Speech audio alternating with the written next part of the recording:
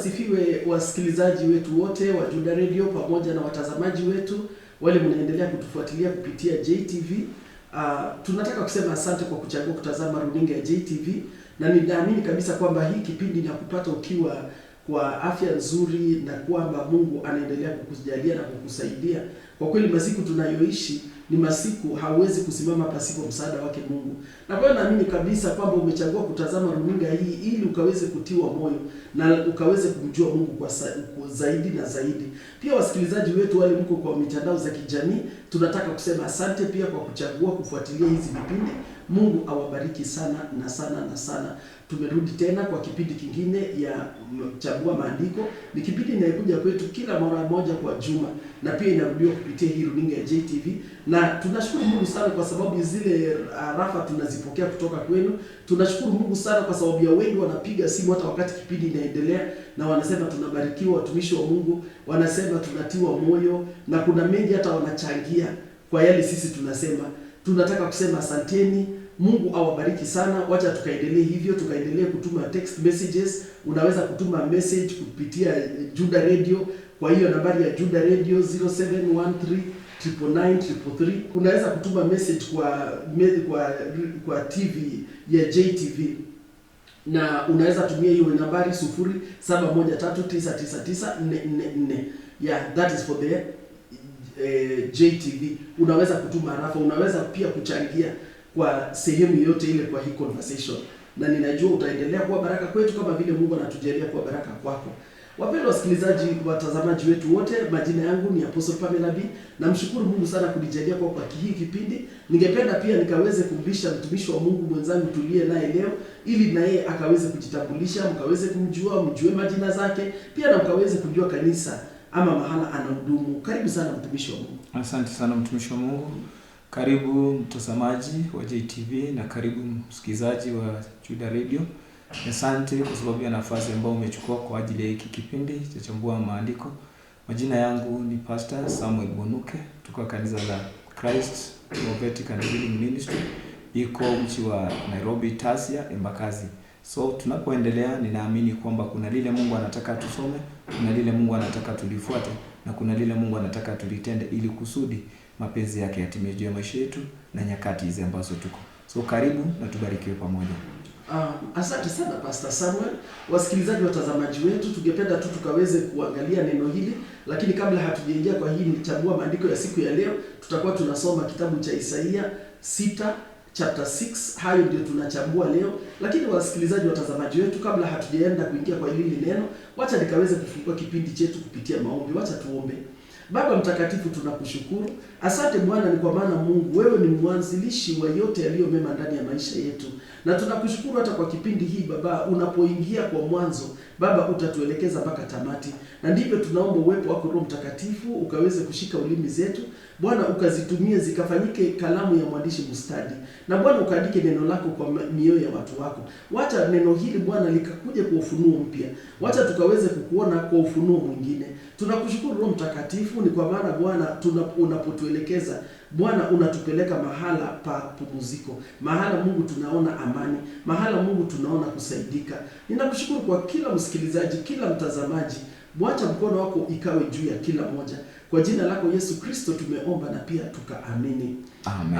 Asante sana watazamaji na wasikilizaji. Wacha tukaende moja kwa moja kwa hiyo maandiko. Naomba mtumishi wa Mungu Pastor Samuel ukaweze kutusomea kutoka kwa kitabu cha Isaiah chapter 6. Unaweza kuisoma kwa kiwango ili Roho wa Mungu anakusaidia. Soma mistari zile unaanza kufikisha. Asante sana. Tutasoma kitabu ni Isaiah sura ni 6 kuanzia mstari wa kwanza. Katika mwaka ule aliokufa mfalme Uzia, nalimuona Bwana ameketi katika kiti cha enzi kiliko juu sana na kuinuliwa sana, na pindo za vazi lake zilijaza hekalu. Juu yake walisimama maserafi, kila mmoja alikuwa na mabawa 6. Kwa mawili alifunika uso wake, na kwa mawili alifunika miguu yake, na kwa mawili aliruka. Wakaitana kila mmoja na mwenzake wakisema, mtakatifu, mtakatifu, mtakatifu ni Bwana wa majeshi. Dunia yote imejaa utukufu wake. Na misingi ya vizingiti ikatikizika kwa sababu ya sauti yake. aliyelia, nao nyumba ikajaa moshi. Ndipo niliposema, ole wangu, kwa maana nimepotea, kwa sababu mimi ni mtu mwenye midomo michafu, nami ninakaa kati ya watu wenye midomo michafu, na macho yangu yamemuona Mfalme, Bwana wa mabwana. Kisha mmoja wa maserafi wale akaruka akanikaribia, naye alikuwa na kaa la moto mkononi mwake, ambalo alikuwa amelitoa kwa makoleo toka juu ya madhabahu. Akaniguza kinywa changu kwa kaa hilo, akaniambia, tazama, hili limekuguza midomo yako, na uovu wako umeondolewa, na dhambi yako imefunikwa. Tafika hapo kwa sasa. Asante. Msikilizaji, mtazamaji, maandiko hayo tumeyasoma ni yale matokeo nabii huyu Isaia anayaandika, anayanakili, na ananakili mambo yeye alishuhudia. Anayashuhudia mambo hayo yalitendeka kwa majira fulani. Na kwa hiyo hapa unaona kuna kile kilitendeka kwa maisha yake Isaia, na kuna yale yalijiri kwa ile kipindi. Lakini ukiangalia anayasimulia, wapendwa, matokeo, na ilikuwa matokeo, ukiangalia moja ni mtawala wa mbingu na mwingine mtawala wa dunia. Bwana Yesu asifiwe. Kwa hiyo unaona hapa anasema hapa kwa ile kipindi huyu mtawala wa dunia anaitwa Uzia. Kumbuka kwamba huyu Uzia, wasikilizaji, alikuwa ni mfalme kwa Juda na alitawala kwa kipindi kirefu sana. Ukiendelea kufuatilia ama ukaangalia historia yake, utapata kwamba alikuwa mtawala kwa miaka 52 ama 52. Na kwa hiyo inamaanisha alizoewa, na watu walijua kwamba, unajua, unapokuwa na mtawala ule anaendelea kukua kwa uongozi kwa kipindi kirefu, ina maana watu wanaendelea kuzoea yule utawala, na watu wanaendelea kustarehe, na watu wanaweza kwenda wakakaa wakijua sisi tuko na kiongozi. Na kwa hiyo kwa kipindi kirefu sana Juda ilikuwa na huyu mtawala aliyeitwa Uzia. Lakini maandiko inasema ilifika wakati Uzia aliondoka. Mungu atusaidie sana kuelewa kwamba haijalishi ufalme gani, chama gani, inafikanga, wasikilizaji, watazamaji, inafika mwisho wa huo utawala. Jua kwamba chochote kile, mahali popote, sisi wote tumepewa mamlaka na Mungu kuweza kuketi kwa ile kiti. Jua kwamba inafikanga mwisho, inafikanga majira, inasemekana fulani hayuko mahali pale. Lakini angalia kwamba wakati ule Uzia aliondoka, ama wakati ule ile wakati alikufa, maana hakutipuliwa na wala hakuondolewa kwa njia nyingine, lakini aliondoka kwa sababu ya kifo, alikufa. Maandiko inasema aliondoka kupitia mauti ama kukufa. Na kwa hiyo hapa tunaanza kuona kwamba huyu Isaia, sijui kama mawazo yake alikuwa anatarajia yapi, lakini alikuwa anaangalia hapa upande moja kuna mfalme ameondoka. Na kwa hiyo mwaka ile aliona mfalme wa dunia ameondoka, wasikilizaji, watazamaji, ndio mwaka pia aliona mfalme wa ulimwengu, Mungu aliyeumba mbingu na nchi, hajetoka kwa kiti chake cha enzi. Bado yuko anatawala, bado yuko anatamalaki, bado yuko anaendelea kufanya kazi yake kama muumbaji. Yeye anaendelea kufanya kazi yake kama Mungu. Na kwa hiyo Mungu atusaidie sana tukaweze kusoma jambo pale na kujua kwamba mambo za wanadamu na vitu za ulimwengu, wapendwa, zinapita. Lakini wacha tukaweke zile misingi zetu na tukaweke macho yetu zaidi kwa utawala ule hauna mwisho. Utawala ule, wakati mambo za kibinadamu zinafika mwisho wake, hii ya Mungu haifiki mwisho. Na kwa hiyo hapa nabii huyu wa Mungu anasimulia hayo. Ina maana yeye alikuwa ni mtu anaweza kuona yale yanaendelea kwa ulimwengu wa mwili na pia kwa ulimwengu wa kiroho. Mungu atusaidie sana ili tukaweze, tunapoishi hapa duniani, macho yetu tu isikuwe kwa vitu zinazoonekana, lakini pia wacha macho yetu ikaonekane pia kwa masafa mengine ya vitu isiyoonekana. Bwana Yesu asifiwe. Unajua, mtumishi wa Mungu Pastor Samuel, napoyaona haya nashangaa, kwa hiyo majira watu wangapi waliona huyu Mungu? Kwa hakika watu ni wachache sana wanazingatia kuona Mungu. Kwa maana kumwona Mungu kuna vipengele lazima uwe katikati. Hasa sana wakati tegemeo yao haliko. Wakati tegemeo haliko ni rahisi watu kuanza kutafuta tegemeo lingine. Na huu ndio wakati yule ambaye ameweka maisha yake sawa sawa na Mungu ataanza kumuona. Na vile atamuona tofauti sana kadri na vile wengine wanamuona. Unapotazama Isaya alipokuwa katika hii kipindi, lazima kuna watu wengi walikuwa na huzuni, kwa maana mfalme amewaondokea. Ni wakati wa kilio na majonzi, ni wakati wa hitaji. Lakini Isaya alisema huu wakati alimuona Mungu.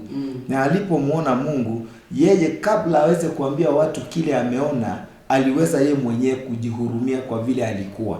Ndiye amesema woe unto me, hakika kwangu mimi nimeangamia. Alijiangalia yeye mwenyewe. Kuna kipindi alipokaribia karibu na macho yake yakafunguka kuona uungu wa Mungu, kuona ule utukufu wa Bwana.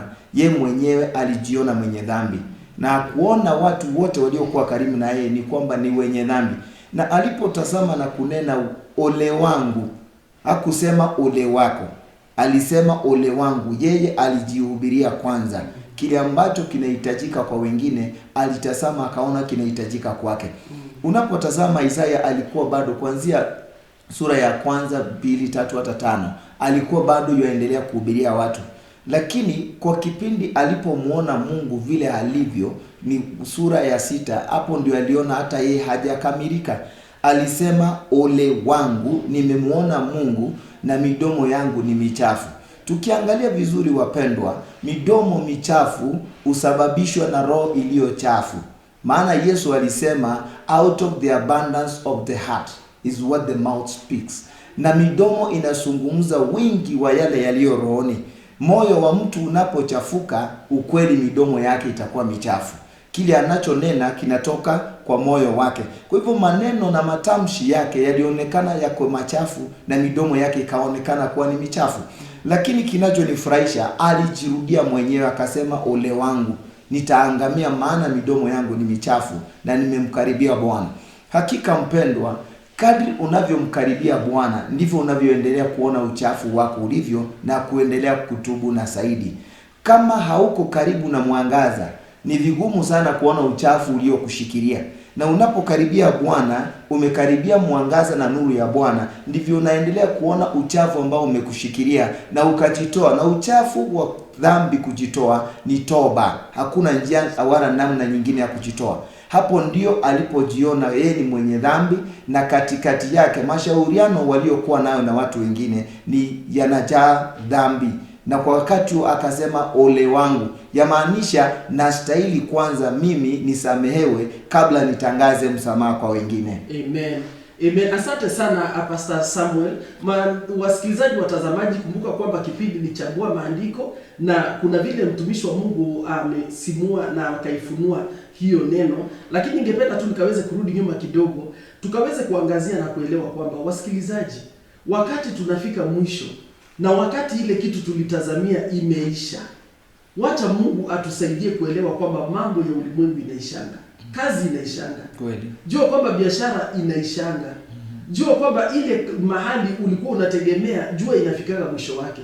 Wacha Mungu akatusaidie macho yetu pia yakaweze kuinuliwa juu, kama vile huyu nabii Isaia, na tukaweze kupata tumaini kutoka kwa masafa mengine. Kwa maana naamini kabisa kama ingelikuwa macho ya Isaia iko peke yake kwa huyu mfalme Uzia, wasikilizaji, hapo ndipo ingekuwa mwanzo wa depression. Yes. Kama jinsi wengi leo wanapitia hali ngumu. Maana ukisikia hii kazi imefunga, ukisikia ile tegemeo ulikuwa nayo imeharibika, ukaona wale uhusiano ulikuwa unakuwa nazo zimeharibika. Msikilizaji, mtazamaji, ikiwa macho yako iko tu kwa hiyo sehemu moja, utakuja kupata unakufa moyo. Na inawezekana labda unanisikiza, unatutazama na uko mahali kama pale. Je, jiulize, macho yako imekuwa tu kwa Uzia ama labda unatafuta sasa ukaone kitu kingine? Jua kwamba vitu za mwili zinafika mwisho. Kama sijaweza kusonga mbele, ningependa tukaweze kuangazia hasa ni nini liliweka huyu Isaia kukuwa na ile shauku ya kuona hali yake ilikuwa jinsi gani. Watazamaji, wasikilizaji, Isaia aliinua macho yake na akaona vitu viwili.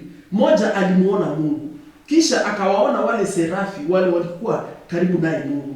Kwa hiyo hizo mbili zilibadilisha maisha yake. Kwa maana kwanza, alipoona hao waliokuwa karibu, alipoona Mungu mahali yuko, akaona ameshimika. Unajua mavazi ile alikuwa amezivaa, maandiko inasema trail yake ilikuwa imejaa kwa ile mahala. Trail ile vazi ile inavurutwa. Kama ukiangalia biharusi, anakuanga na ile nguo mrefu ile wasichana wale wadogo wanashikilia huko nyuma anapoenda kuolewa. Na kwa hiyo unaona ni mtu anaye mavazi, na mtu amevaa mavazi kama ile, wapendwa, ni kutangaza ni mtu ameheshimika. Yes. Ni mtu yule ametengwa. Sio ni mtu anashughulikiwa, ni mtu anatumikiwa, ni mtu wengine wanamsaidia, wanapashwa kukua kwa sababu yake. Bwana Yesu asifiwe. Na kwa hiyo nafasi ile Mungu alikuwa amechukua ni kwanza, yeye ni Mungu ule anastahili kuabudiwa, ni Mungu anastahili kuheshimika. Bwana Yesu asifiwe. Na tena alikuwa ameketi kwa kiti cha utawala. Hiyo inatuonyesha, wasikilizaji, watazamaji, unajua tunaishi kwa majira. Kuna wengi wanasema hakuna Mungu. Kwa njia nyingine wanajaribu kusema sisi hatuna mwingine anatutawala. Wasikilizaji, watazamaji, hiyo umemjua au hujamjua, umemwamini ujemwamini, Mungu bado ameketi kwa kiti chake cha enzi. Na bado ametamalaki na bado anatawala. Maandiko inasema yeye alikuwa ameketi wakati Uzaya ako kwa jeneza ama labda hata ameshazikwa. Yeye Mungu alikuwa kwa kiti cha enzi. Bado alikuwa anaendelea kutawala ulimwengu, alikuwa anaendeleza kazi yake. Bwana Yesu asifiwe. Amen. Wasikilizaji, watazamaji, nashukuru Mungu sana kwa sababu hayo ninajua kuna kitu unaendelea kusoma. Nataka nikaweze kutambua kwanza uwepo wa mtumishi wa Mungu. Mungu amemjalia ameweza kufika kwa wakati, na tunataka kuweza kumkaribisha pia, ili wasikilizaji, watazamaji, mkaweze kumjua na mkaweze kusikiza sauti yake hata kwa kipindi hii anapoendelea kuzungumzia hayo kwa kitabu cha Isaia chapter 6. Nataka tu nikaweze kumbisha kwa haraka ili mkaweze kumtambua, mkajua kanisa lake, na kisha tutaweza kuendeleza hayo mazungumzo. Karibu sana mtumishi wa Mungu, Pastor Felix. Asante sana. Asante sana watazamaji wetu na wasikilizaji wetu katika Juda Radio.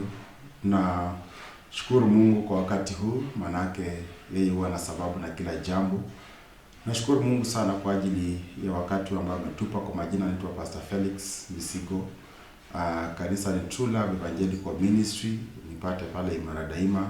Karibuni sana, maana wengi wanajiuliza tutapata wapi usaidizi. Watu wamechanganyikiwa huku nje, wanashindwa ukweli kwa wapi. Ndio maana tumeleta kipindi hiki ili tuweze kuingia ndani kwa ajili ya kuelezea watu ukweli katika Injili.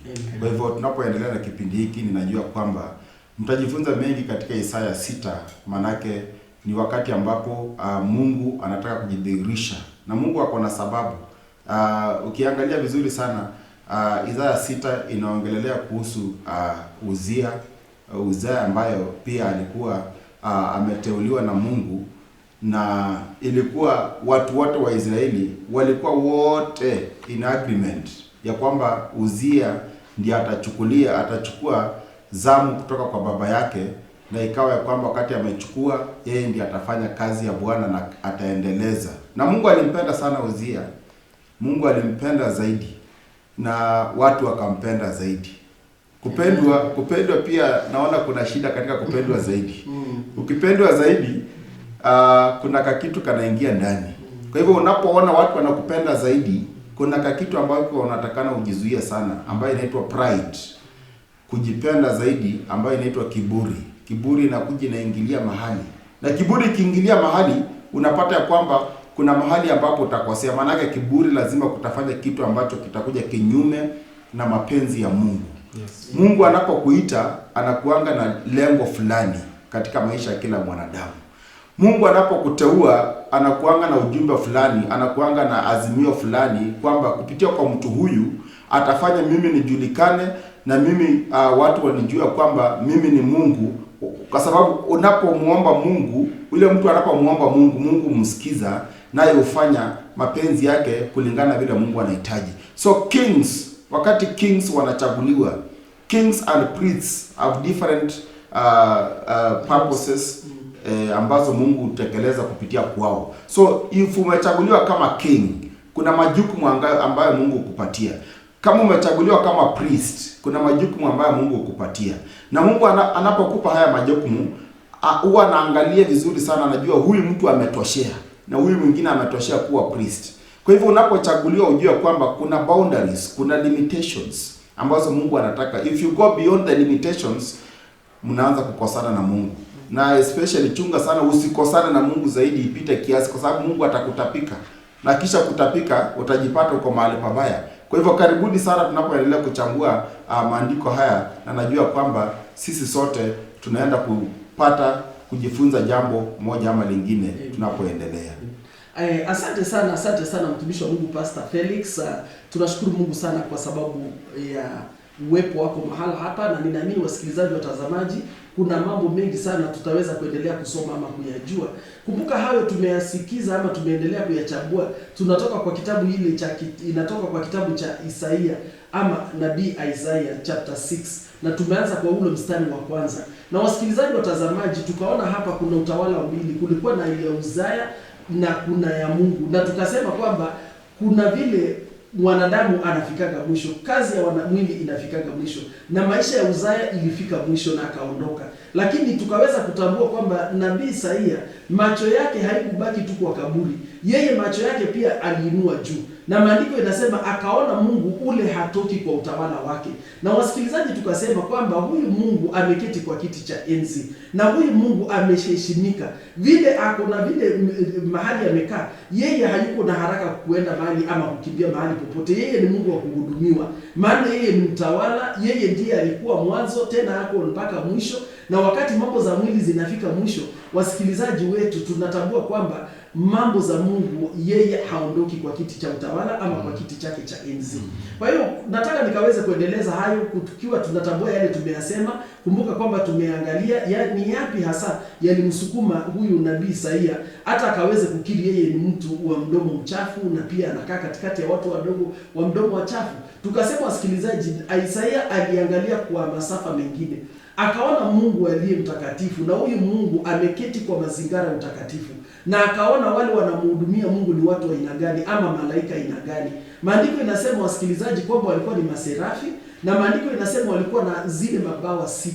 Na ukiangalia kwa zile mabawa 6, maandiko inasema 2 walifunika nyuso zao na 2 walifunika miguu zao. Hiyo inatuonyesha nini?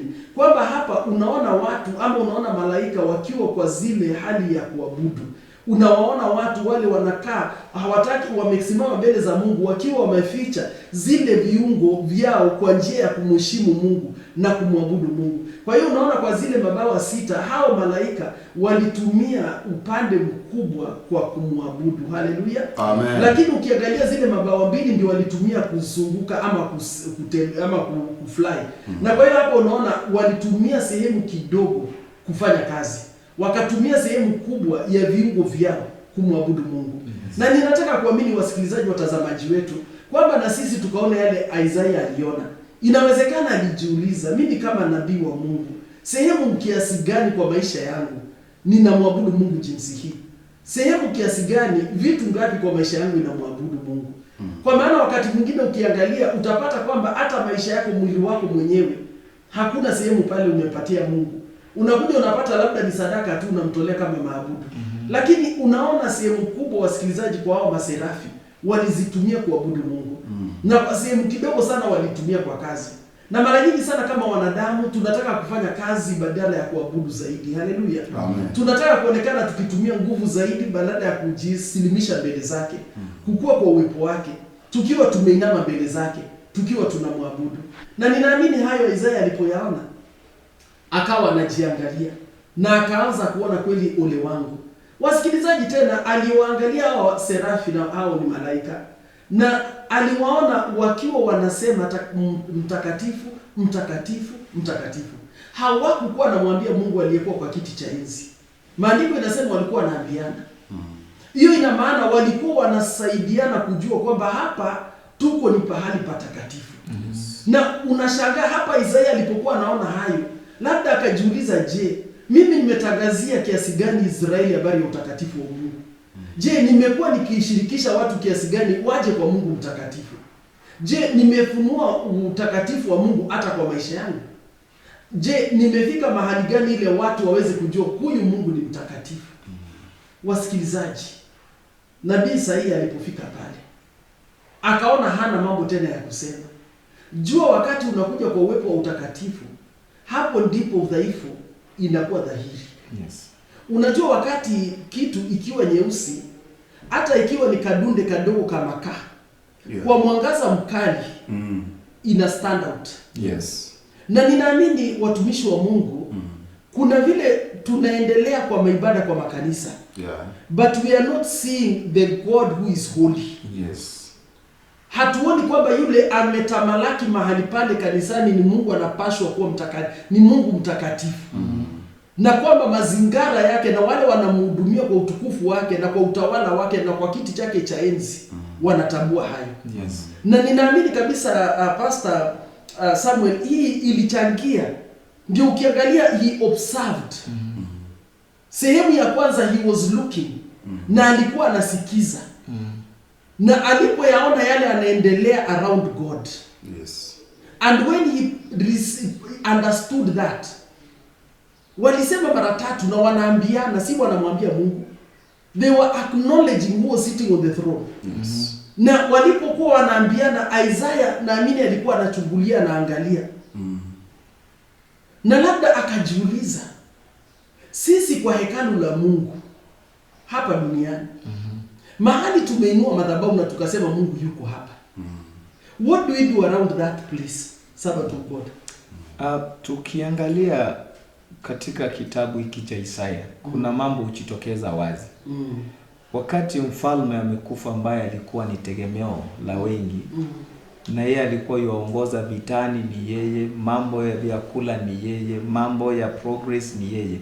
Watu wengi wakaweka tumaini lao kwa kiongozi na wakakosa kuweka kwa kiongozi ambaye uinua watu wake. So kuna swali linajitokeza pale, wakati kile ambacho watumainia kimeisha, unaangalia wapi tena? Watu wengi huwa wanakufa moyo.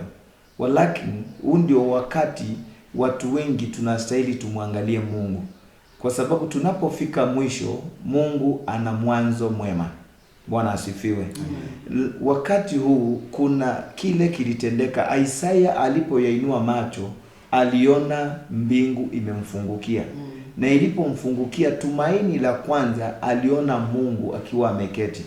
Na kuona aliyekuwa ameketi, na akaona walio mbele zake na kazi ambazo wanazifanya. Na zile kazi walizifanya, Isaya kujiangalia ye mwenyewe, hata kama alikuwa onekana kwamba anamtumikia Mungu, alijiona hajakamilika ama haifanyi vile inavyostahili. Ndiposa ye mwenyewe akachukua jukumu la kutubu. Wapendwa, tunaposukumwa tukaona kile ambacho hatujafanya kikamilifu kulingana na wito, ni vizuri tukijirudia na kutubu. Toba ni ya muhimu sana, ili tukamrejelea Mungu akaweza kutuongoza kufanya vile inavyostahili. Wacha ni interject tu kwa kile unasema pale. Kitu moja ile ninaona hapa, wakati mwingine vitu vingine na mambo mengine vikikufa, vinaleta uzima. Kweli. Kweli. Kwamba hata kwa kanisa, na zile vitu kanisa ikipungukiwa nazo, inaleta utukufu. Inaleta utukufu. Kwa sababu tukiangalia katika maisha na hali ya kawaida ya kanisa, kuna watu wanakuja kanisani, wenda wametumika na Mungu pande moja au nyingine, wakawa msaada kwa kanisa. Na watu hao sana sana wanainuliwa kana kwamba wao ndio Mungu.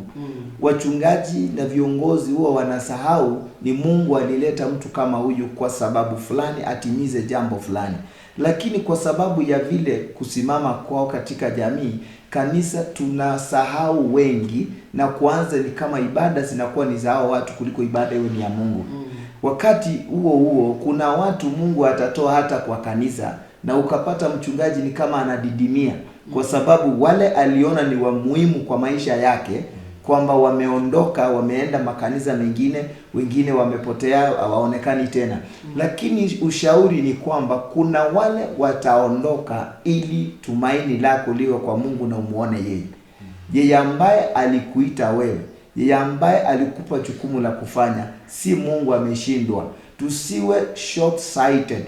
Wacha tuwe na maono kwamba aliyekuita ana uwezo wa kukikamilisha kile amekianzisha. Bwana asifiwe. Kwa sababu hiyo, Mungu anapoondoa jambo moja kwa maisha yako, kuna jambo lingine linakuja. Ni vizuri ukiacha lile limeenda, mtumainie na umtazamie Mungu. Lile linalokuja litakuwa la manufaa kwako na kwa utukufu wa Bwana. Haleluya. So Isaya alipoona jambo la pili, alisikia vile ibada inafanyika. In other words, yeye mwenyewe ni kujifundisha jinsi anavyostahili kuabudu Bwana. Si kwa sababu ya vile alikuwa anafanya, kuondoka na miondoko yake, ni kwa sababu alitazama na akaona uhakika jinsi ambavyo kuna stahili kuwa ibada. ibada nyingi ambazo tunazifanya sio ibada zile Mungu anafurahikia, maana hasimtukuzi yeye. Ibada nyingi tunazozifanya zinaonesha vile tuna feel. We serve God out of feelings and not out of the way God has ordained. Let us serve God according to the way he has ordained. Tunapotazama malaika maserafi walikuwa wanamwabudu Mungu jinsi ilivyo ratiba yao na jinsi ilivyo kwa utukufu wa Bwana. Na tunapotazama serafi inamaanisha ni moto. Sana it's burning. Tunapoona hili jina serafi linamaanisha burning. Wao wenyewe hata sura zao zilikuwa zinaonesha moto, na moto ni presence of God. Wacha tujue kwamba tunapokaribia Mungu tujue tunachomeka ili tukaweze for purification. Let God's presence purify us so that we can serve him in the right way. Amen. Na unajua kingine hata nataka kuongezea pale, it is not just the purification but the zeal. Umeona moto ile kiwaka kabisa, ni moto ile yani maabudu imeingia. Yes, Pastor Felix. Maabudu ile si moto ile unapepeta. Umeshaona ibada nyingine unajaribu kuhakisha unasema wacha tu revive watu. Unajua hiyo roho ya revive inakuwa ni mtu amezimia. Unajua kuna unatoa jivu kwanza. Hiyo moto mara mingi sana hiyo moto imeisha makanisani. Kwa maana yake ukiangalia bila makanisa yanaabudu Mungu siku hizi, unapata ya kwamba wanaabudu mwanadamu. Because ukiangalia in fact whatever we are doing these days in our churches, utapata ya kwamba vile Mungu alikuwa anataka watu wa muabudu, it is not the way we are doing it. We are doing it because most of the people are desperate. Watu wako desperate. Watu wanashindwa, mimi niko na shida. Imagine ametembea in very many churches but haponi. Very many churches. Anaenda kwa hii, anasikia pastor mwingine ako mahali fulani, pastor mwingine ako mahali fulani, haponi. But Isaya, unajua hiyo unasema, maandiko inasema kweli kwa kitabu cha Yeremia, Mungu anasema watu wangu miguu yao haipumziki. Yes. Wamekuwa wanderers. Na ukiangalia Isaya, in fact nikiongezea kuhusu vile Pastor Sam amesema pale, kuna wakati Isaya alikuja akajinyenyekesha, akaona no, the way I am worshiping God is not the way masarafu wanafanya. Masarafu wanaifanya njia tofauti. Na mimi venye nafanya, paki ikabidi sarafi mmoja akashuka. Akakuja na Biblia inasema kwamba chapter verse 6. Kisha mmoja wa masarafi wale akaruka, akanikaribia, naye alikuwa na kaa la moto mkononi mwake, ambalo alikuwa amelitua kwa makoleo toka juu ya madhabahu. Akanigusa kinywa changu kwa kaa hilo, akaniambia, tazama, hili limekugusa mdomo yako, na uovu wako umeondolewa na dhambi yako. Amen. Bwana Yesu asifiwe. Amen. So which means hata kama vile Isaya alikuwa amenyenyekea vizuri, but there was still something remaining. Yes. That is why, you know, we are saying when you are in the presence of the Lord, let the Lord guide you. Acha Mungu akuongoze. Because ukijiongoza wewe, ni mwili na kuongoza, mawazo yako maybe na kuongoza. Maybe unaongozwa na mambo fulani. Lakini wakati Roho wa Bwana anakuongoza, kuna mambo fulani ambayo masarafi wanashuka kutoka mbinguni na wanakuja wanayaondoa katika maisha yako. Ndio ukamilike. Yes. So hiyo part ambayo sasa we don't allow the seraphs kushuka. Unapoenda mtazamaji kwa madhabahu, unapoenda kwenda kutubu ama mbele za Bwana, mruhusu Bwana pia amalizie. You know, some of us, mtu anaenda pale anatubu na anasema mimi niko sawa. No, Isaya alijiangalia akaona niko sawa, but at the end of the day hakuwa sawa. Kuna kitu ambacho kilibakia. Ilibidi serafi mmoja ashuke akamilishe, so that awe mkamilifu. Na wakati serafi aliposhuka na akamkamilisha, na akasema kwamba umeondolewa dhambi, which means kuna dhambi ambayo ilikuwa imesalia. Hallelujah. Amen. Hallelujah. Amen. Na umeondolewa dhambi na imefunikwa. Yes. Hallelujah. Amen. Na dhambi zako imefunikwa, which means your sin hata kama ilikuweko, sasa kwa Mungu imefunikwa. Yes. Lakini kwa watu wengine bado watakuwa wanaona Pastor Sam alikuwa anafanya hivi, but Mungu ameifunika. Nao hauonekani kama mtenda dhambi mbele za Mungu. Yes. You know there is the other way God sees things. Kuna vile Mungu tazama mambo na kuna vile wanadamu tazama mambo. So hapa Mungu ametazama mambo na amesema kwamba huyu Isaya kuna dhambi fulani, maybe sometimes ni dhambi ya mababu inakufuata. Wewe umetubu yako ya leo, but umesahau kuna dhambi ile ya kitambo ambayo Mungu aliandika itafuata watu kizazi mpaka cha 3 na cha 4. Bado inakufuata. So sometimes wakati when you release God to come inside your life, anachunguza vizuri na anaona kuna kitu kinakufuata. Na hiyo ni dhambi inakufuata. Kwa hivyo lazima kiondolewe ndio uhesabiwa haki mbele za Bwana. So ukishahesabiwa haki mbele za Bwana ndio unafanyika Mungu anaanza kukutumikia. Because God was looking for somebody ambaye atatumikia kupeleka ujumbe. Na hawezi tumia Isaya kabla hii dhambi haijatoka. Na hawezi tumikia Isaya kabla hajamuondolea hiyo ondoleo la dhambi. Kabisa. Dhambi itoke. Ndio Mungu sasa apite ndani. Kwa hivyo watazamaji wangu, popote ulipo pale, unaweza kuwa uko pale. Ni sawa umetubu. Hatujakataa. But at the end of the day, allow God to come in amalizie kazi ambayo imesalia. Yes. Hallelujah. Amen. Asante sana. Kuna kitu mtumishi wa Mungu kinachotokeza mahali hapa. Kwamba Isaya alikuwa amechangamana na watu na yale walikuwa wananena yalikuwa lugha moja. Na ndipo Mungu amtumie ili akaambie wale watu kusudi la Mungu, lazima Mungu angeanza naye. Kabisa. Ili abadilishe yeye midomo yake aitakaze. Isaiah aweze kuunganika, that's atonement. If Isaiah was atoned by the cleansing of his lips, that's the only way he can be able to decree and declare that which God is saying to the same people that he was among them. Hallelujah. So you cannot go to tell people what God is saying na wewe ulikuwa unazungumza pamoja na wao lugha moja. Lazima Mungu abadilishe lugha yako, akutakaze midomo yako. Unaporudi, haurudi kwa ile lugha mlikuwa mnazoea. Unarudi kwa lugha ya kiungu. Amen. Ili waweze kusikiza lile neno linalosemwa na Bwana. Amen. Amen. Asante sana Pastor Sam. Wasikilizaji watazamaji, kipindi ni Chambua Maandiko, tunaangazia neno la Mungu kwa kitabu cha Isaia 6 na tumeanza kwa ule mstari wa kwanza. Na wasikilizaji, makusudi na madhumuni ya kipindi hii ni tukaweze kuiangazia kwa undani ili tukaweze kupata zile vipengele na vitu vingi sana ndani ya hayo maandiko. Na hapa tunaona kwamba Mungu imemfurahisha Mungu kumfunulia Isaia kuona masafa mengine. Na wasikilizaji, hayo ni kwa ulimwengu wa kiroho.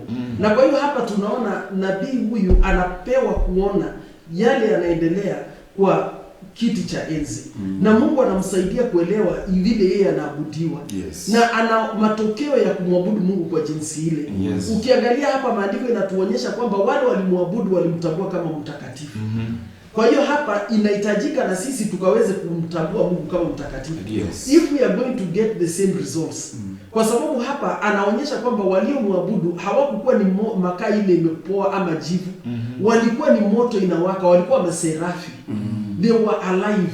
Haikuwa moto ya kuakishwa. Wale walikuwa karibu naye Mungu, walikuwa hao kiasi kubwa ya miili zao ilikuwa inatumika kuabudu. Na sehemu kidogo ilikuwa inatumika kufanya kazi. Kwa hiyo hapa unaona kiwango kubwa ni nguvu za Mungu zinamsaidia mwanadamu na sio nguvu za kwake. Kwa hiyo ukimwabudu Mungu kwa uzaidi utasaidika pia zaidi. Lakini ukiangalia pia Mungu anatusaidia kuona ni matokeo aina gani yalipotokea wakati Mungu aliabudiwa jinsi ile. Ama wakati aliheshimika kama mtakatifu. Maandiko inasema hapa, Isaia nabii akasema, hao maserafi walipokuwa wanamwabudu Mungu jinsi ile, ama walipokuwa wanazunguka pale kwa ile kiti cha enzi wakisema mtakatifu, mtakatifu, mtakatifu. Wasikilizaji, maandiko inasema kwamba utukufu wa Mungu ikajaa dunia mzima. Na maandiko inaendelea kusema kwamba misingi ya the doors, unajua misingi zile zinashikilia milango, zikatikisika ama zikatetemeka. Na maandiko inasema masauti zikajaa kwa ile hekalu na moshi kajaa. Hiyo ndio ilikuwa matokeo. Na ninaamini Mungu wakati anaita ama anawalete watumishi wake na kuwapatia nafasi ya kuongoza wengine, mapenzi ya Mungu siku zote ni kuwapatia pattern ya mbingu, ya pattern ya mijengo, kama vile alimpatia Musa. Anamuonyesha zile masafa na vile vitu zinapaswa kufanya ili wao wakafanyike wajumbe wa kufundisha wengine na kuwaelekeza watu wengine. Kwa hiyo unapoangalia yale maabudu, milango, wasikilizaji, unajua wakati frames zinatetemeka inamaanisha hakuna mlango itabaki imefunga. Yes. Na kwa hiyo kuna maabudu inatetemesha na kufungua milango zilizofungika. Kunaye zile zinatetemesha zile misingi, hata kama ni misingi za hao mababu, vile mtumishi wa Mungu Pastor Felix anasema. Kuna vitu zinatikiswa wakati tunaingia kumwabudu Mungu. Yes. Wakati utukufu wake, wasikilizaji, watazamaji, ile the Shekinah glory inashuka. Uwepo wa Mungu inabadilisha mazingara za kawaida. Maana ukiangalia zile zilitetemeka zilikuwa mazingara za kawaida. Tunaona milango, tunaona misingi. Na kumbuka hapa, huyu ni mtumishi wa Mungu Isaia na ni mwanadamu kama sisi. Lakini anaonyeshwa a place of the supernatural activities of God. Yes. Unajua unaweza kuwa pale unasikiza na unasema, jamani, nyinyi mnaniambia maneno ya mbingu, mimi niko hapa labda Bomet ama Nairobi, wherever you are. Labda unasema, jamani, hizi ni vitu kubwa sana, mimi siwezi kuyafikia. Msikilizaji, mtazamaji, Mungu anatupatia kuelewa hayo kwa sababu anataka na sisi tukasome kitu. Anataka na sisi maisha yetu yakageuke na tukaweze kujua kwamba ikiwa tutapata matokeo kama hayo ya Isaia alitamani. Maana kwa kweli wakati tunaenda kwa uwepo wa Mungu, kuna vitu tunatamani zitikiswe. Kuna vitu tunatamani kuona misingi zikibomoka. Tunatamani kuona mageuzi na utofauti kwa maisha zetu. Yes. Lakini wacha Mungu atusaidie kuweza kufungua macho yetu na kuweza kumtambua Mungu kama mtakatifu. Mtakatifu inamaanisha nini? Wasikilizaji, watazamaji, yeye anaitwa mtakatifu, ni mtu ametengwa, separated. Praise God. Amen. Na kwa hiyo tuanzie hapo na tujiulize, how much are we even separated from God? Even to be like the seraphims around him. How much are we separated? Maana hapa sasa Isaia alipoona, akaanza kuona, mimi I'm the leader here on earth. Mimi ndio natakana kuwaelekeza watu wengine. How much am I separated? Akaanza kuangalia, can I even talk about a holy God? Mimi mwenyewe ninaweza kufika pale. Na mimi huyu Isaia sijui kama alikuwa anaangalia mambo yote akiwa kwa mlango, na akaona mambo yanaendelea pale, akawa anapendezwa na ile utukufu wa ile hekalu, akawa anafurahia ile uwepo wa Mungu. Wasikilizaji, watazamaji, the experience of Isaia can be experienced. Amen. Inaweza kufanyika pia ile mimi nitashuhudia. Ikiwa na mimi macho yangu itafunguka na nikaweze kutambua kwamba huyu Mungu, wasikilizaji, yeye ni mtakatifu. Hata wakati dunia inaendelea kuharibika na dhambi inaendelea kuongezeka, wacha tukaweze kuelewa kwamba Mungu habadiliki. Anaendelea kukaa kwa kiti chake cha enzi na yeye ni Mungu mtakatifu. Ina maana wale watamwabudu kwa roho na kweli lazima pia wajitenge na vitu fulani. Lazima waweke ile uamuzi.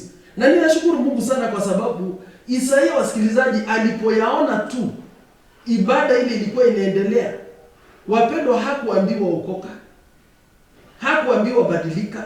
Yes. Yeye akareact with a decision. Yeye alijiona, yeye ndio alianza kutambua dhambi yake. Na maombi yangu, wasikilizaji, watazamaji, ni Mungu atusaidie pia, ainue, atupeleke watumishi wa Mungu kwa kiwango kingine. Wakati tunaendelea kukaribia utukufu wa Mungu, na wakati sisi wenyewe tunaendelea kutamani ile utakatifu na tunafanyika watakatifu. Yes. Hata wale wanaingia kwa hayo makanisa kuabudu Mungu. Yes. Wanapokuangalia mtumishi wa Mungu Pastor Felix, Yes. wanapokuangalia Pastor Sam, kuna ile utakatifu inawafanya watu watamani kutubu dhambi. Yes. Unajua kuna mtu anaweza kukuangalia Pastor Sam mpaka aseme hata mimi wacha tu niokoke. Hata wacha niokoke kwa sababu ya kile, kwa sababu Isaia kubadilika, aliona chinzi maserafi walivyo. Akaona Mungu. Na Isaia akaona midomo yangu ni michafu. Na watu wako na midomo michafu. Kama yangu haijabadilika, yao haiwezi badilika. Na sasa watu wakikuja kwa nyumba ya Mungu wanataka kuona mfano. Yes. Kwa sababu yeye ameonyeshwa mfano. Because this is what I can say. Before we preach revival, let us be revived first. Amen. Before we preach deliverance, let us be delivered first. Na ni kweli, unajua If we are not delivered, if you don't have a fire, you cannot light it. we cannot light fire. If God is a consuming fire. Yes. And the seraphims that were near God, they were fiery. Yes. And because of that fire, it brought conviction. ilihukumu. Isaiah transformation. na alipojihukumu he desired to be transformed and transformation came. So kwa hivyo tukikaribia sana na Mungu, kabla tulete wengine, wacha sisi wenyewe tufike pale. Ndio wengine wafuate vile tunaenenda. Yes, then kuna kitu ambacho pia nasoma mara pale.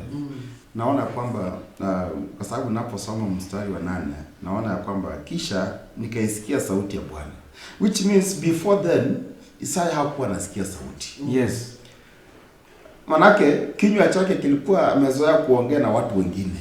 So yale mambo ambayo anakuwa anasikiza ni masauti. But after all this ndio sasa sauti ya Bwana ikaja. Akaanza kusikia sauti ya Bwana. So what is this level ambayo unafika mpaka unaanza kusikiza sauti ya Bwana? Unajua some of these people, unajua mtu anatoka huko na anakuambia Bwana ameniambia nikwambie. Bwana amesema. Now unaanza kujiuliza mbona hakuniambia mimi? Mbona Bwana mwenyewe hakuniambia? Because wewe umejaa masauti, umesikiza masauti ya watu wengi zaidi. But now after all this, after Isaya alikuwa ameondolewa mambo haya yote ambayo alikuwa yanamfanya yanamzuia kusikia sauti ya Bwana, naye Mungu sasa akawachilia sauti yake kwa Isaya. Akamwambia kwamba whom shall I send? Hata amwambia Isaya tunataka nikutume. Anaambia Isaya whom? Anauliza, in fact anauliza Isaya ni nani? In fact ni tangazo la kazi. There is a vacancy. Yes. Ya mtumishi. Yes, some people in fact hawabariki because na hata sasa kuna matangazo ya makazi ya watumishi wengine inatangazwa. Na watu wako kwa ofisi. Watu wako kwa ofisi. Na hata watu wengine wamekaa pale. In your presence kazi yako inakuwa announced kwa magazeti. Wanauliza kuna vacancy na wewe uitiki. There's a vacancy. There's a vacancy. Na wewe umekaa pale unasema mimi siwezi. But now Mungu ako hapa anaambia Isaya, ni nani tutatuma? Isaya ako pale anajiuliza, sasa hakuna mtu mwingine around. Na huyu Mungu mwenye anauliza mimi tu niko hapa. Na niambii wewe enda. Yes. Inamaanisha ameniona condition yangu. Mimi I am the person that deserves to go for this mission. So some of the people ambao tunaongelesha today, watazamaji wetu ambao mko pale, unaongeleshwa na Mungu, unataka kutumwa. Si lazima utume kwa mission ya kufanya kazi ya huduma ya Mungu. Unaweza kuwa unatumwa kwa kampuni fulani, uingie pale uende uhubirie watu. Unaweza kuwa unatumwa mahali fulani uende uhubiri injili. But some of us are not hearing the voice of God. And when you begin to hear the voice of God, utaanza kusikia Mungu anataka uende ufanye kazi yake wapi. Because God is saying, whom shall we send? And whom shall I send? Anauliza kwanza, ni nani nitakayemtuma? Alafu mara pili, swali la pili, and who will go for us? Hallelujah. Swali ya kwanza, ni nani nitakayemtuma? Alafu swali la pili, ni nani ambaye ataenda kwa niaba yetu sisi? Sasa sisi ni akina nani? Because naye Mungu anaona hayuko peke yake, kuna watakatifu wengine ambao wanataka waende wawakilishwe. So wanapoenda kule, Mungu anaona kwamba huyu Isaya tayari tumemrecruit one of our own. Hallelujah. Amen. So he should go and represent us. Sisi watakatifu. Kwa hivyo Mungu anauliza, amongst us, is there anyone ambaye tunaweza tuma? So, yes. So mtazamaji mwenzangu mtazamaji wangu ambao uko pale, nataka nikuambie kwamba unatakikana, kuna kazi ambayo Mungu amekuwekea mahali. Inatakana uende uifanye. But naye unaulizwa, are you ready to go for it? Because if you are ready, God is saying, whom shall I send to go for us? Sisi watakatifu, uende utuwakilishe. Na utakapotuwakilisha, unajua tayari when God sends you, he equips you. Yes. Anakupa jinsi utakavyoenda, jinsi utakavyofanya, jinsi utakavyoongea. Manake Isaya mpaka alipewa what to speak. Hallelujah. Amen. You are given everything. You are financed. God finances your mission. God makes sure hata ukienda kule mahali utalala, God finances and he makes sure he has already prepared. Yes. Chakula utakula, the people that will give you food, God has already prepared. But he is looking for that person ambaye atatuma. So ask yourself, are you one of the people ambao you are ready to be sent? Hallelujah. Amen. Are you one of the people ambao utachaguliwa? Are you one of the people ambao utapata kibali mbele za Bwana? Because all of us are looking forward to that. Some of us we are preaching the true gospel, but hatujapata hicho kibali. Injili tunahubiri. But kibali sasa, kibali hatujapata kwa Mungu ili atutume sasa kirasmi awaambie. Isaya akasema God, sikiza vile Isaya anamwambia, here I am. Mungu anamwambia, Isaya anamwambia Mungu, sasa unaenda kutafuta wapi mtu na mimi niko hapa? Hallelujah. Unaenda kutafuta wapi na mimi tuko hapa, mimi na wewe. Watu wawili. The same people. Kuna kitu nilikuwa nawaza asubuhi. And I was asking, now this injili tunahubiri, there is somebody listening to this. And when you are listening to this, maybe wewe huna kazi katika maisha yako. Maybe wewe ni mgonjwa. And we are saying that when you worship the Lord in truth and in spirit, vile masarafi walikuwa wanamwabudu, Mungu atashuka na kuponya. Yes. But somebody is there, is sick na amenyamaza. Hataki kuitikia, I am sick. And we are speaking to you. Kuna mtu pale anataka kazi. Mungu anataka kukutuma kwa hiyo kampuni. Hauendi pale kwa kampuni kufanya kazi. Kazi utafanya, but there is something special. Yes. Ambayo umetuma pale kwa kampuni on behalf of God. Amen. Hallelujah. Amen. There is something special ambayo umetumwa pale. Amen. That you should go and do on behalf of God, not on behalf of human beings. Amen. When you accomplish whatever you are going to do, utaona ya kwamba you will begin to grow. That is the same. That is why Uzziah analetwa hapa. The picture of Uzziah analetwa hapa because Uzziah in his wisdom alipendeza Mungu zaidi. Na wakati alimpendeza Mungu zaidi, the more alimpendeza Mungu, the more Mungu alimuongezea ukuu. Ukuu. Watu wote, in fact watu wote wakaja wakamuogopa.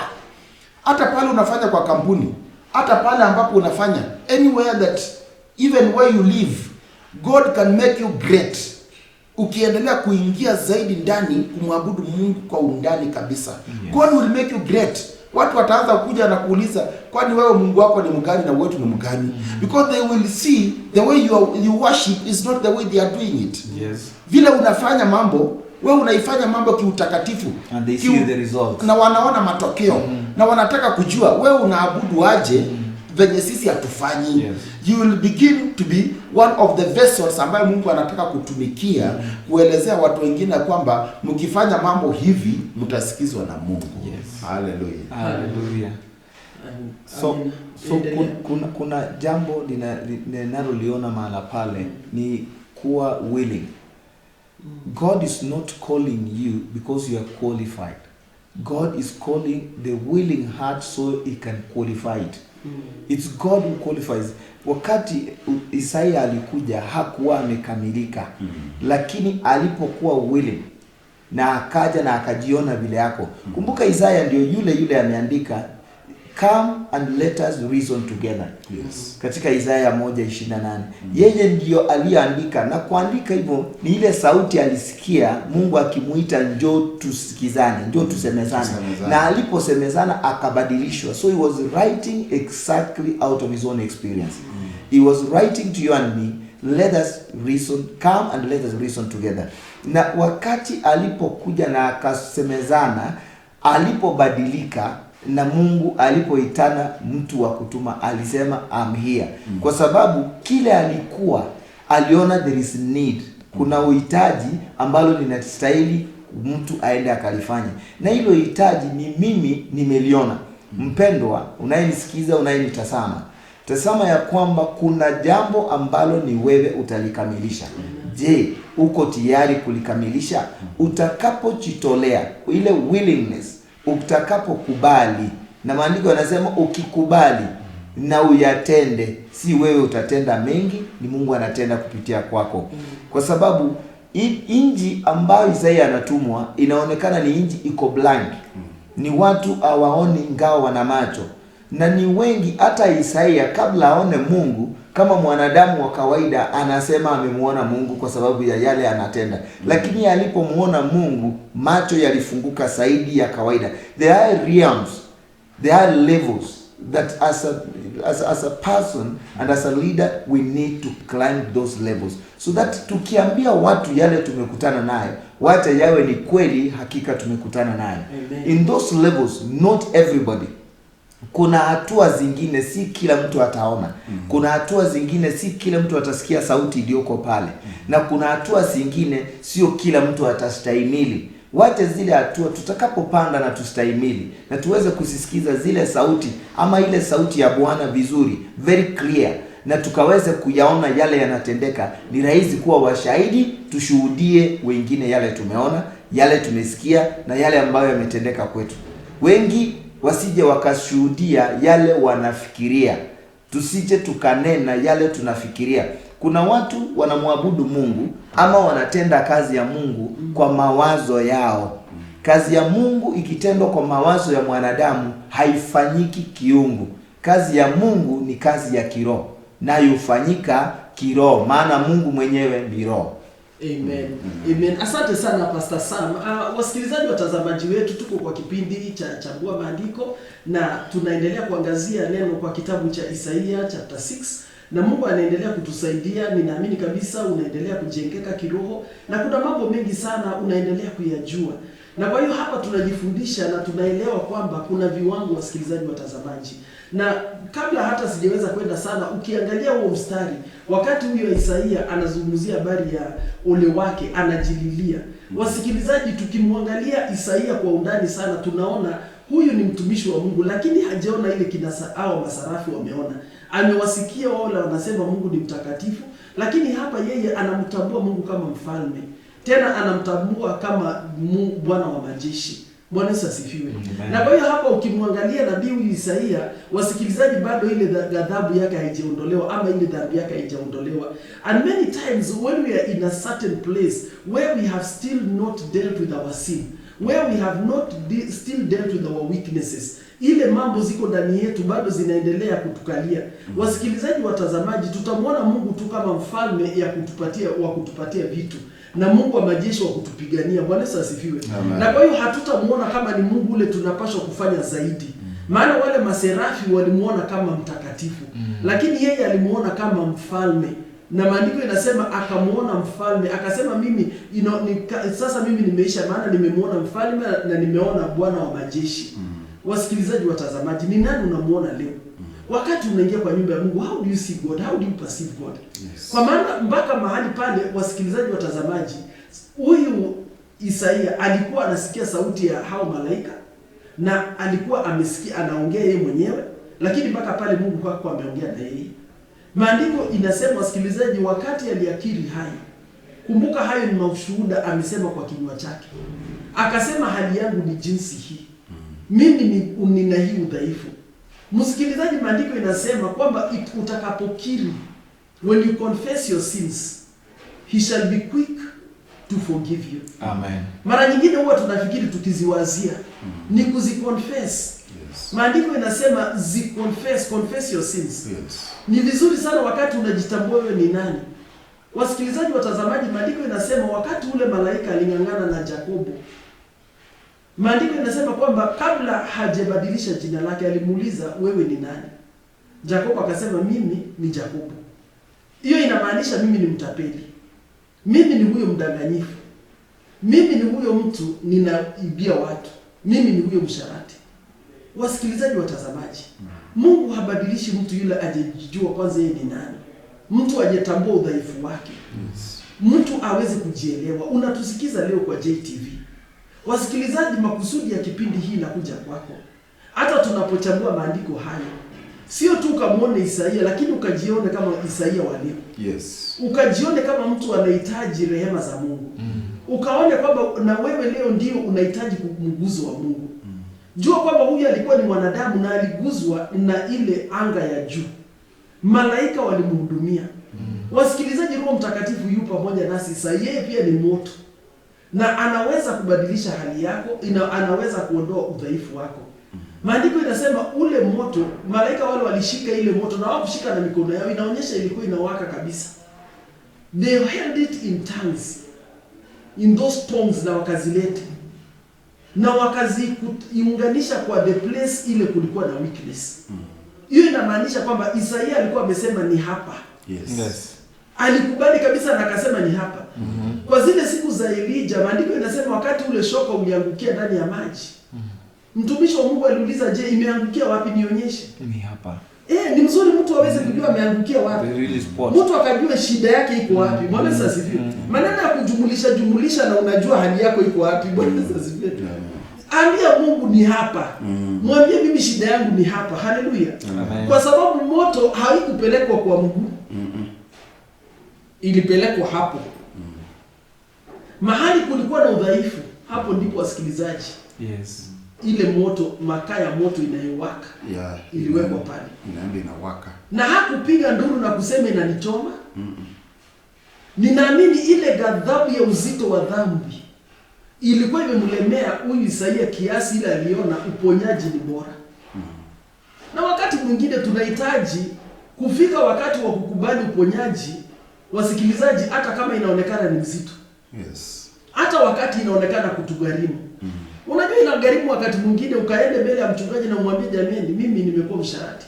Hata kama wewe ni mchungaji, wenda ukatubu dhambi hata kama ni moto. Bwana Yesu asifiwe. Maana ghadhabu ya uzito wa dhambi ni zaidi kuliko ile makali ya moto. Yes. Maana hii ingine ina faida, maana inakuja inabadilisha maisha yako. Na kwa hiyo jua kwamba Mungu analete moto kumaliza ile dhambi. Lakini itakuwa ni vibaya sana kama utaogopa moto lakini hauogopi makali ya dhambi. Msikilizaji, mtazamaji, sijui leo uko wapi na unaposikia mambo hayo. Je, bado unaficha hiyo usharati? Bado unanyamazia ukiogopa ghadhabu yake? Wacha ukakubalishe Roho wa Mungu akalete moto wa kuteketeza na kubadilisha hali ile. Na unajua wasili wa moto, wasikilizaji, inapowekwa mahala huwa inachoma chochote kile kinaweza kuchomeka. Na inawacha ile haichomeki. Yes. Kwa hiyo wakati Roho wa Mungu anaingia mahala, atateketeza uovu wote. Kile kisicho chake ataiondoa. Na wapendwa, hapo ndipo tutakuwa na ile ushirika sasa.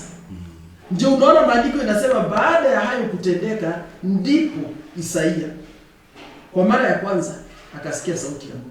Yes. Je, inawezekana mpaka sasa unaendelea kusikia masauti ya wanadamu?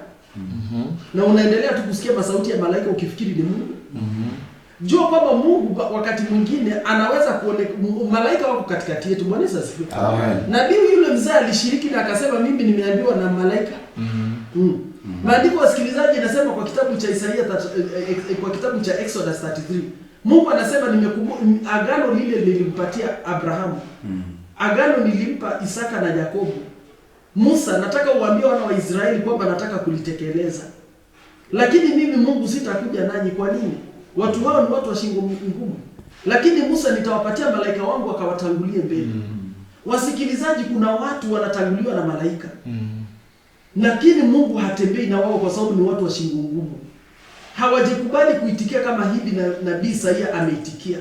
Hawajikubali kusema Mungu, sisi ni watu wa dhambi. Hawajikubali kukiri ile usherati, anaendelea kuhubiri kwa madhabahu. Wasikilizaji, watazamaji, huyu Isaia hakungojea kulipuliwa na magazeti. Alijilipua. Yes. Bwana Yesu asifiwe. Amen. Unajua hakungojea. Alikiri yeye mwenyewe. Hakungojea yatangazwe na watu. Yeye alitangaza.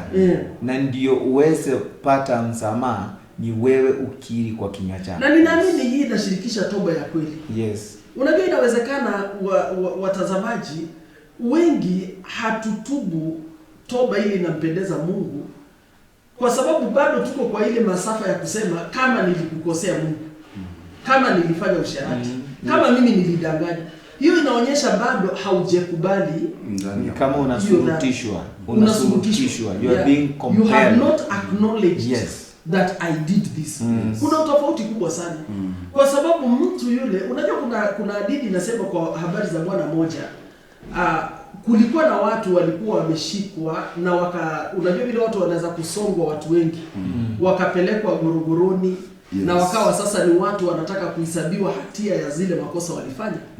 Na katika ile kupeleleza na kuwauliza kila moja, wewe ulifanya hili tendo, wote wengi walikuwa wanang'ang'ana, wanasema mimi sikukuwa pale, nataka niachiliwe, mimi sikufanya.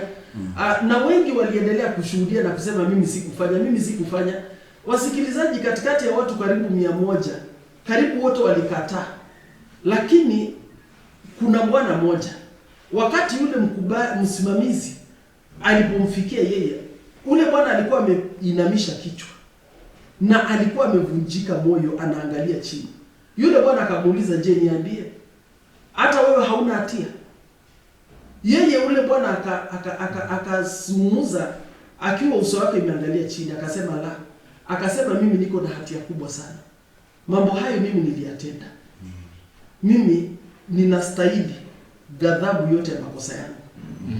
Wasikilizaji, yule bwana aliyekuwa anasimamia ile gereza akasema, bwana huyu aondolewe hapa, aachiliwe aende, asije akaribiwe na hao wengine 99. Uwezo asifiwe. Wasikilizaji, kuna vile Mungu anataka kuona tunakiri makosa. Yes. Tunapaswa kubadilika na kutubu. Yes.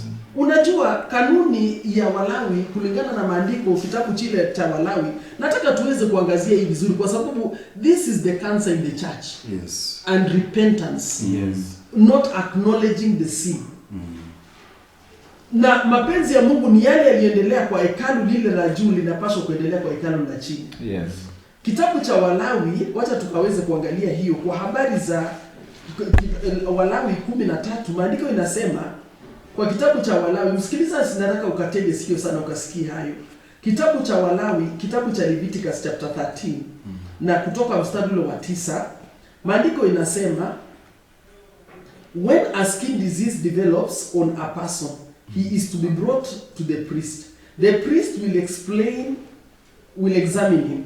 If there is a white swelling on the skin that has turned the hair white, and there is a patch of raw flesh in the swelling, it is a chronic disease on the skin of his body, and the priest must pronounce him unclean.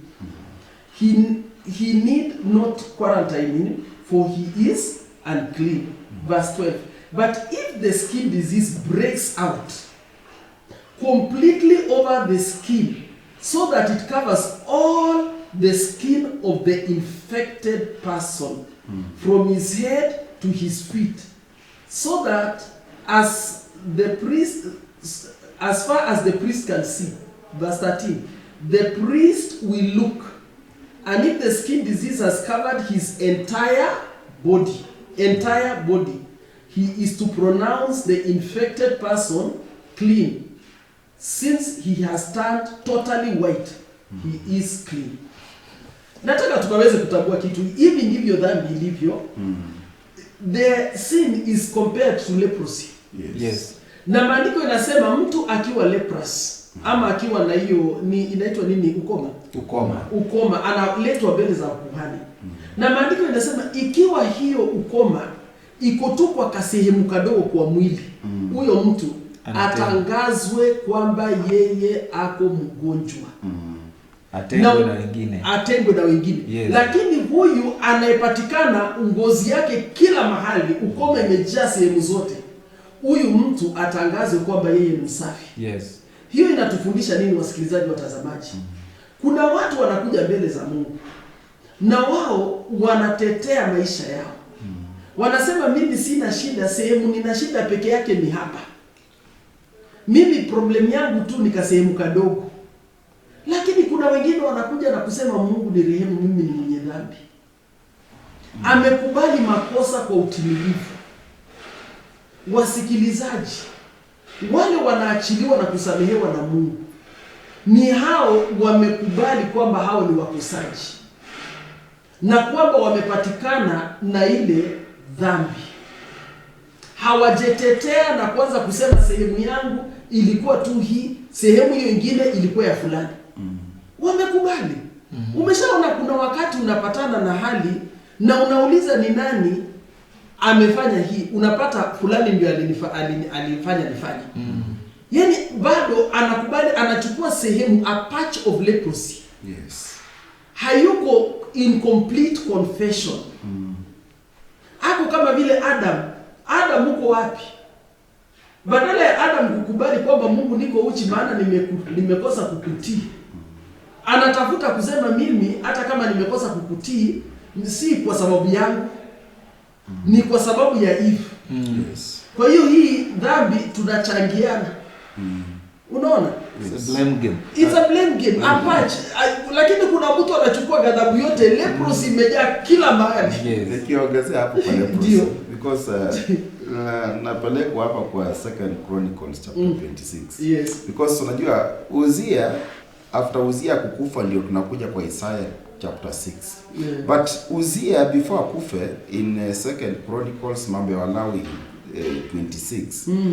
Tunaona ya kwamba Mambo ya Nyakati. Mambo ya Nyakati. Tunaona ya kwamba Uzia became very powerful.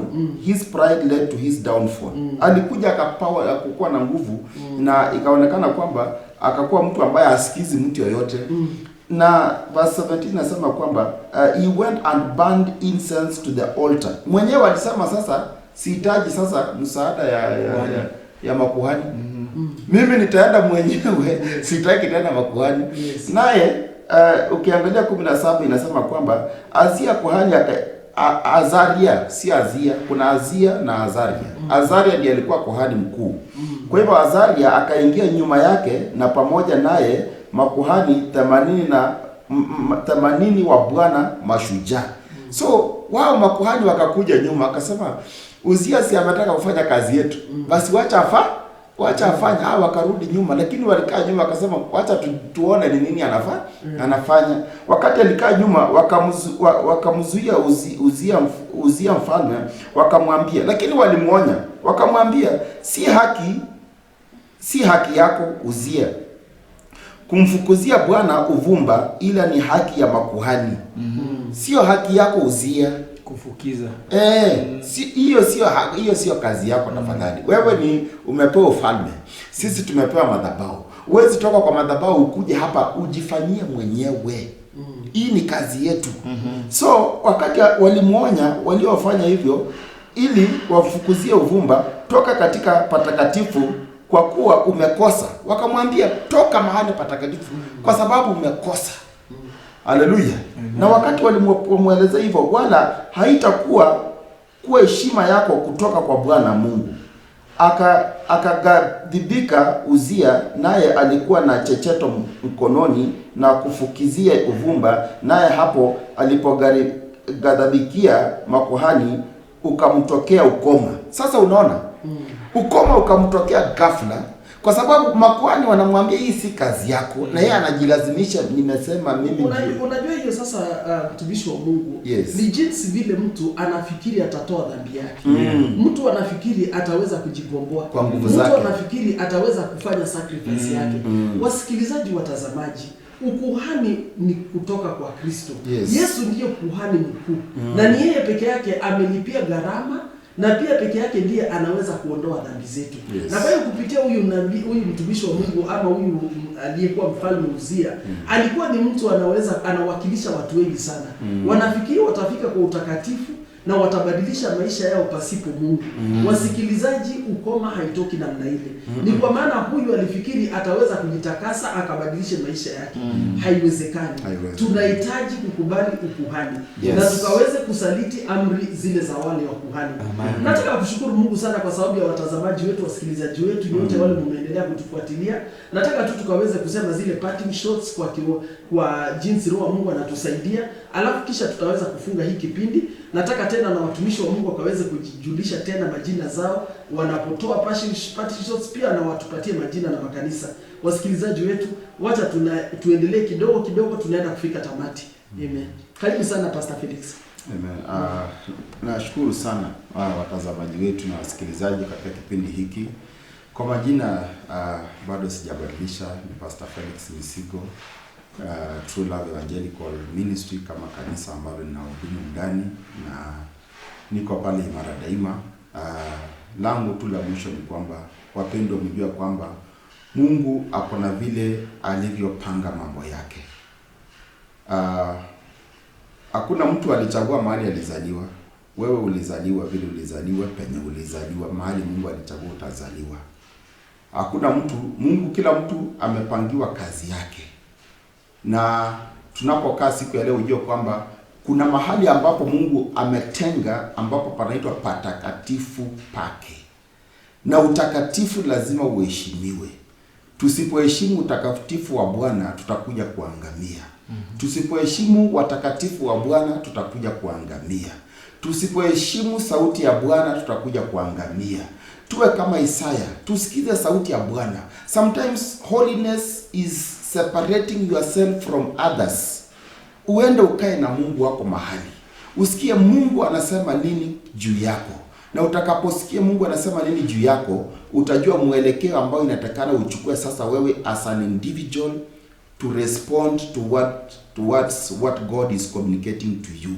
Some of us we are missing the point completely because we listen to human beings. Listen to what God is saying about your life. Na najua kwamba sisi wote pamoja tukisikiza sauti ya Mungu, we shall move in unity na tutakomboa watu wengi zaidi. Na utapata kwamba tumekuwa timu kubwa ambayo tutaenda pamoja na tutafaulu katika kazi ya huduma. Kwa hivyo langu tu ni kuwahimiza watu watazamaji wangu ni kwamba muwe na moyo wa kuendelea kusikiza ni nini Mungu anasema katika maisha yako.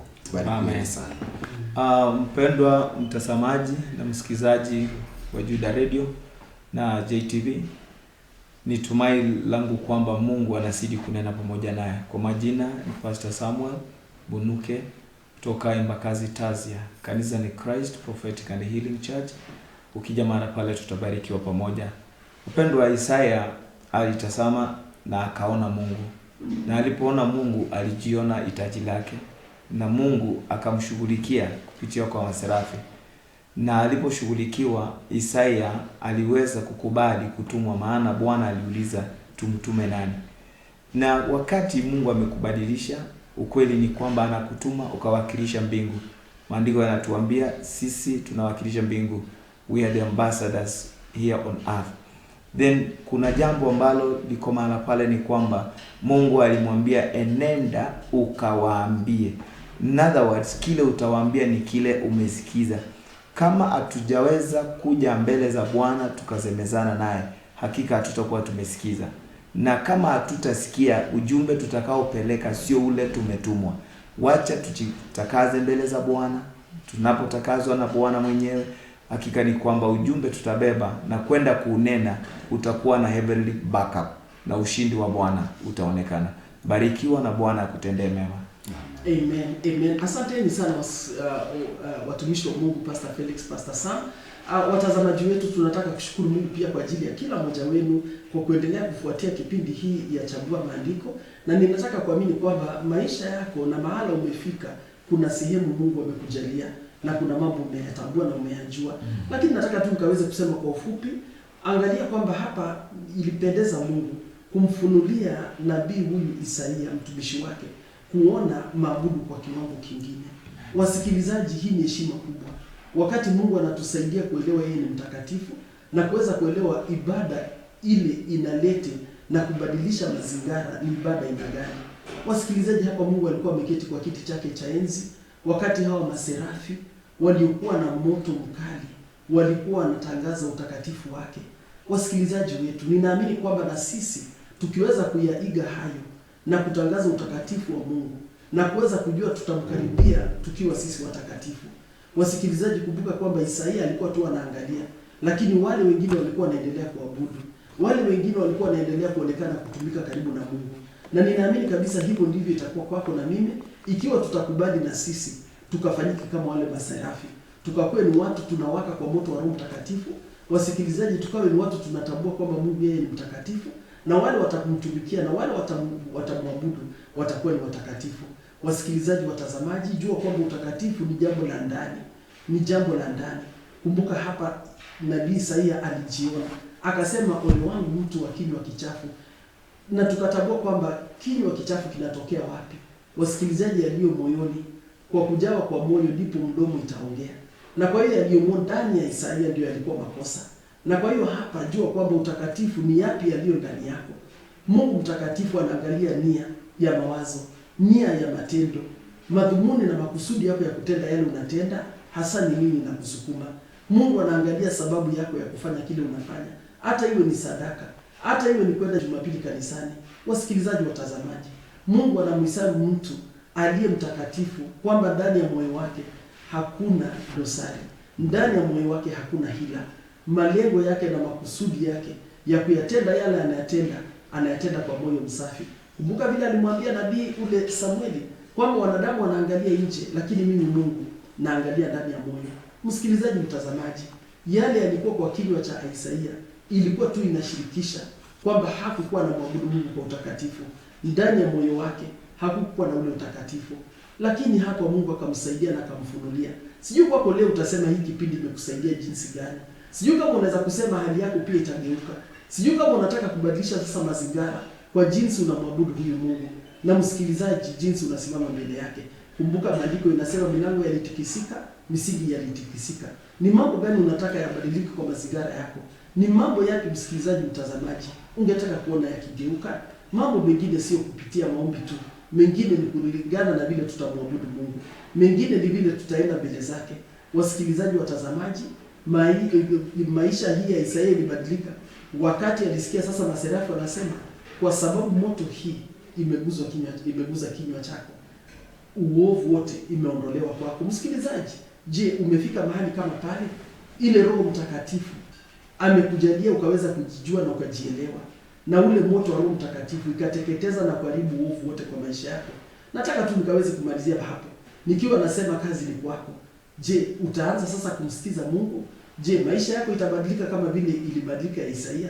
Je, msikilizaji, utakuwa sasa umeona mambo mengine? Maandiko inasema wakati ule Uzia alikufa, hayo yalitendekea Isaia. Msikilizaji, mtazamaji, tunaishi kwa masiku misingi zinatikiswa, vitu vingi zinageuka. Maombi yetu kutoka kwa studio za JTV ni kwamba hali yako pia nayo itabadilika kama vile Isaia. Wacha tuweze kuomba. Baba mtakatifu, tunakushukuru kwa sababu ya kila mmoja ametazama. Wacha Mungu ikawe Bwana, macho yao ikawe kama ile ya Isaia. Wakaweze kuona zaidi ya JTV, wakakuone Mungu umeinuliwa. Wakakuone Mungu umetukuka, na kwamba Bwana umekaa kwa kiti chako cha enzi.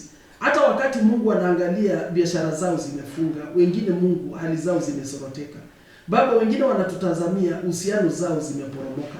Lakini Mungu, acha watu wako wakaondoe macho yao kwa mauzaya wao, na wakaweze kuinua macho yao kukuangalia Mungu, na wakaweze kusema hakika huyu Mungu bado anatawala.